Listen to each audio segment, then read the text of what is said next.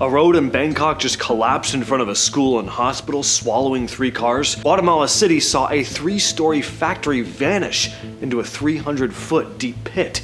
And in New Zealand, a farm worker discovered a sinkhole the length of 2 football fields and as deep as a 6-story building. These are disturbing craters that appeared overnight. At the time I'm recording this video, this just happened yesterday morning. On September 24th, part of a road in Bangkok, Thailand, right in front of a school and not far from a hospital, gave way. A massive sinkhole opened up, 30 meters wide or 98 feet, and around 50 meters deep or 160 feet deep. A tow truck from the police station and 2 other vehicles fell straight into the hole, along with a pair of electric poles. Footage shows cars trying to back up as the street literally just crumbles beneath them. The collapse was bad enough that the hospital had to evacuate patients. People nearby had to leave their homes, but somehow, even with all this chaos, no injuries were reported. Engineers at the scene believe the sinkhole was triggered by ongoing subway construction in the area, and heavy monsoon rains likely made the ground even more unstable. As of right now, the sinkhole is still being monitored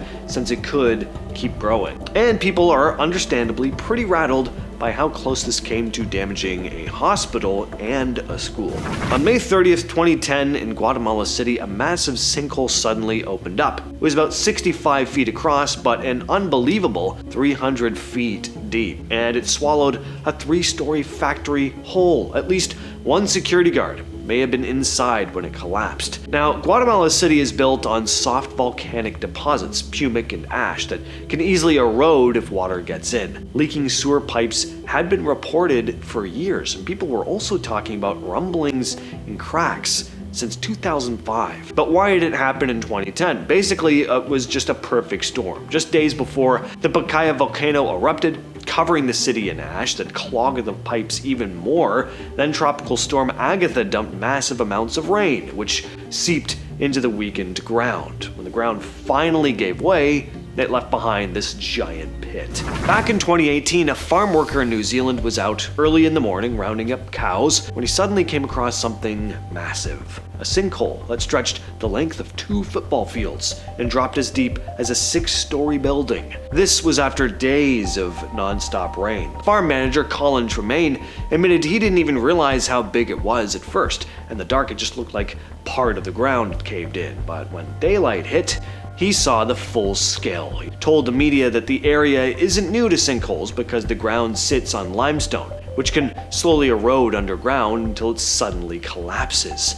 Experts came out to take a look, and even they were shocked. Volcanologist Brad Scott said the hole was 3 times larger than any he'd seen before, and explained it probably took decades for the underground hole to form before finally giving way. Luckily, no one fell in, but the sinkhole was big enough to swallow more than a few cows, so Tremaine said he planned to put fencing up around it to keep the livestock safe. Back in 2012, a little Louisiana community called Bayou, Corne suddenly found itself sitting next to what would become one of the biggest sinkholes in US history. It all started with something most people never think about: salt domes. These are giant underground formations. Some are so massive, they've been compared to Mount Everest. For decades, companies mined them for salt or hauled them out to store oil and gas. The problem is, if you get too close to the edge of a salt dome, you risk breaking through its walls. That's what happened with a cavern called Oxy 3, which a company called Texas Brine was operating. Even though pressure tests showed problems, the company kept pushing ahead.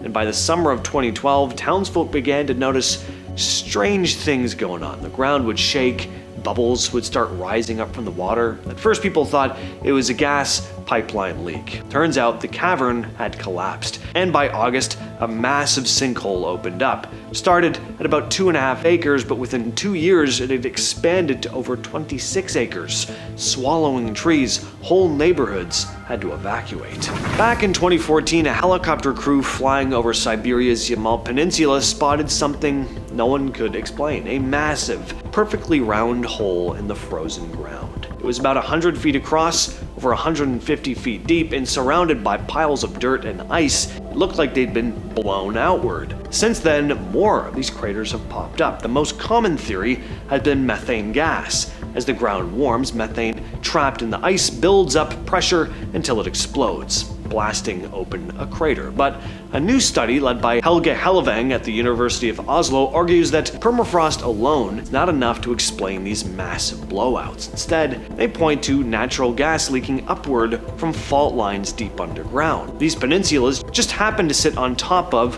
one of the biggest natural gas reserves in the world. Add melting permafrost, and then you've got the perfect setup for these underground blasts.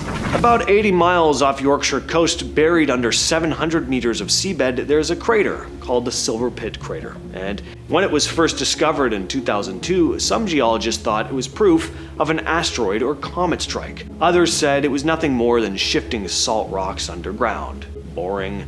And for years, that boring explanation won out. There was even a vote at the Geological Society in 2009 that went 80-20 against the asteroid theory. But now, things have kind of flipped.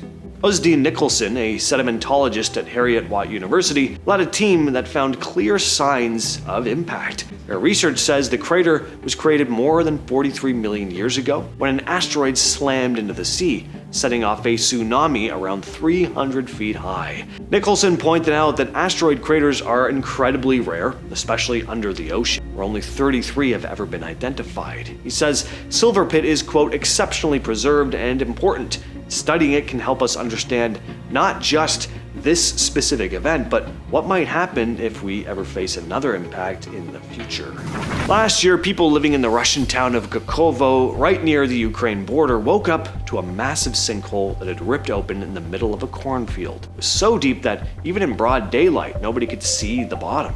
People started calling it the portal to the underworld, but the theory was that it was caused by an old collapsed mine shaft. The town administration said there weren't any active mines under that spot though. Authorities wasted no time trying to cover it up.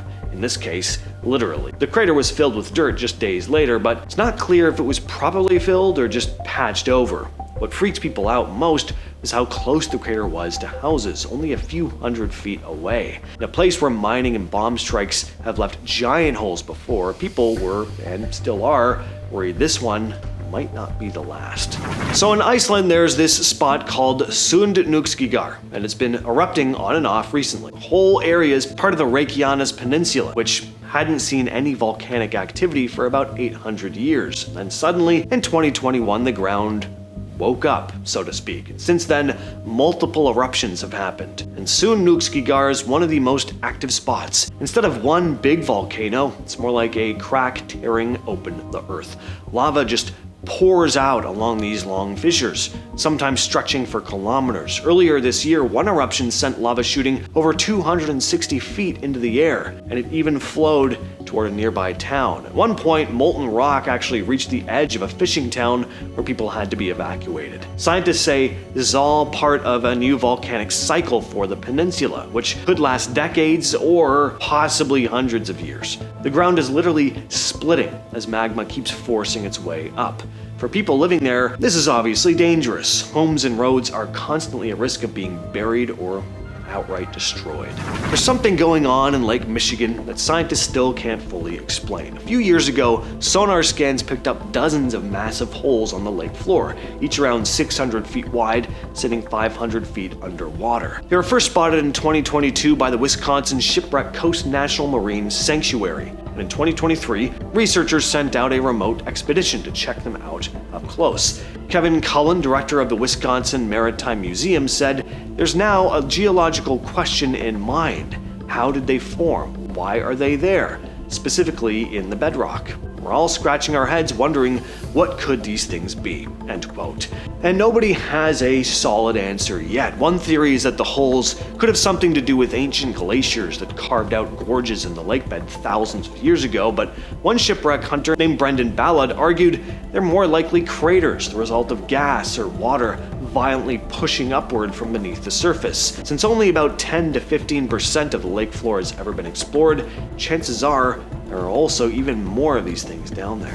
About a year back, news came out about a mysterious hole discovered on Mars. NASA's Mars Reconnaissance Orbiter snapped a photo of the pitch black hole sitting on the side of Arsia Mons, one of Mars's massive dormant volcanoes. It doesn't look like much, it's only a few feet across, but the thing is deep, nearly 600 feet straight down. Now Mars has a lot of pits and cracks because it used to be volcanic. Some of them are skylights, basically where the roof of an old lava tube caves in, creating an entrance to an underground tunnel. But this one is different. The walls inside look lighter on one side, which makes scientists think it might just be a vertical shaft instead of a collapsed cave. On Earth, you see similar craters in places like Hawaii, but this one is unusually deep for its size. If it does lead into a cavern, that kind of space could actually be useful one day. Could provide shelter for astronauts trying to avoid the radiation on the planet. For now though, all we've got is a photo and no real clue as to what's really down there. All that said, I've been your host James, and I'll catch you, yes you specifically, in the next video.